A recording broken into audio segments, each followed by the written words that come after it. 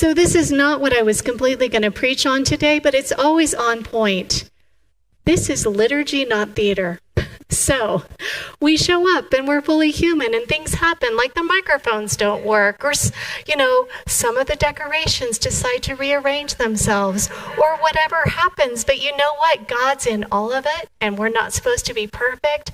And whew, what a relief that is, right? Because it's like, oh my gosh, Jesus was fully human. He was perfect, so I don't have to be. I can just be fully human. So we all just need to appreciate that, and I'm just so grateful that we're all here together. So as I mentioned, I have been out because one of my kiddos is quite ill and continues to be ill, unfortunately. And we're still in that season of not knowing for sure what is going on with her. And so we are kind of in that continued sense of Advent waiting. And this season leading up into Christmas has been a time of much more of a quiet, introspective life than I think many of us are privileged to experience. Most of the time, we're so busy, hustle, bustle, rushing from the next thing, bombarding, and then sometimes something happens and poof, life becomes quite quiet and still and focused in a new way. And so I've been reflecting on that and on the fact that the word Advent actually means coming. And sometimes that sense of what's coming next, we have a deep longing for what could be and what might be, and a longing for what we fear may not be. But there's also that sense of joyful anticipation that comes with knowing that Christmas is coming, that the advents of our lives don't last forever, just like in the church year, they're a season. And so we recognize how that tension exists in our lives and in the world.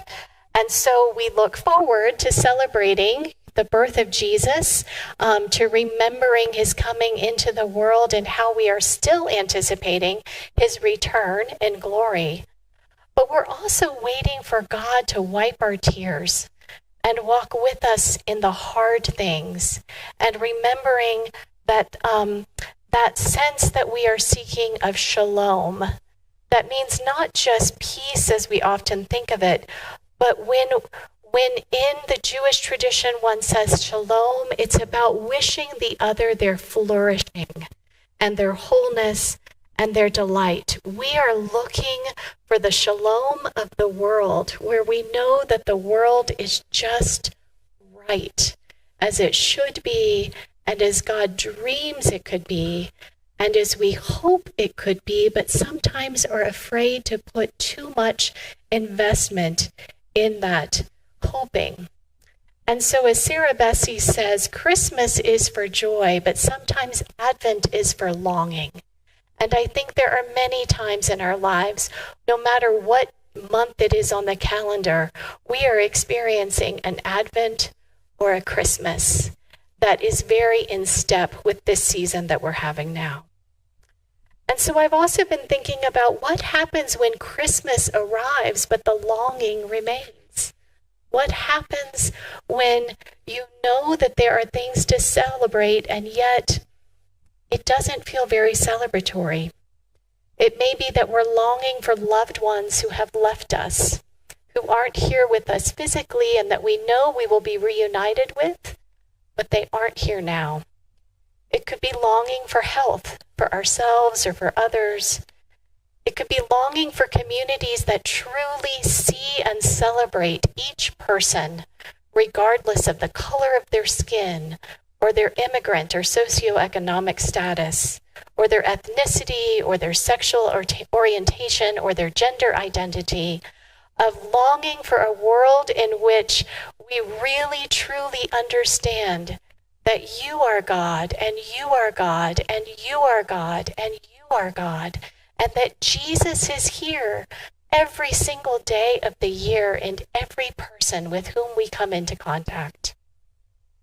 We can long for a world in which poverty and violence and war and injustice have no place, and where there is no room at the inn or at the table or in any of our spaces where we do not welcome with all that we are and all that we have, and in turn experience that sense of welcome in our hearts and our homes and our nations.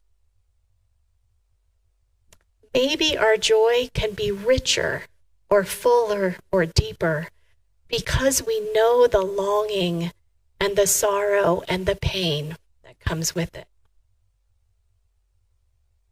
I know that I'm not supposed to do it, but I listen to Christmas music basically when Thanksgiving hits. So don't tell anybody. But I just love all the songs, and I've been listening a lot this year to the song, God Rest Ye Merry Gentlemen. And I think it's because there is, the stanza that keeps saying, comfort and joy, comfort and joy. Because I think that's just where my heart is these days. And I think the world is there as well. We get both. We get the joy of God, the joy of knowing that Jesus has come and died for us so that we don't have to worry. We don't have to be perfect. The microphones can do what the microphones are going to do. The decorations can do what the decorations are going to do. All the things can happen and there's still joy. But there's also comfort. There's still that God whose loving arms reach out to embrace us, like a mother hen gathering her chicks. And we want to remember that not all of us experience that sense of love and comfort so deeply, and yet it's available to all of us in one another. That human suffering happens to us, but it happened to Jesus too, because then Jesus, God, truly knows what we're going through.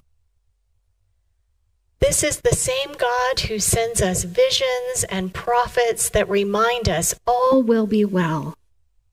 And we are loved, and we are not forgotten, even in the darkest times of our lives.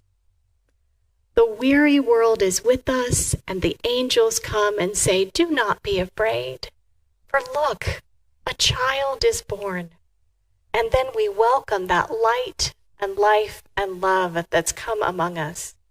And it reminds us that we're never alone on our journeys. And part of that journey is feeling like whether or not we are in step with God as we should be. And so this is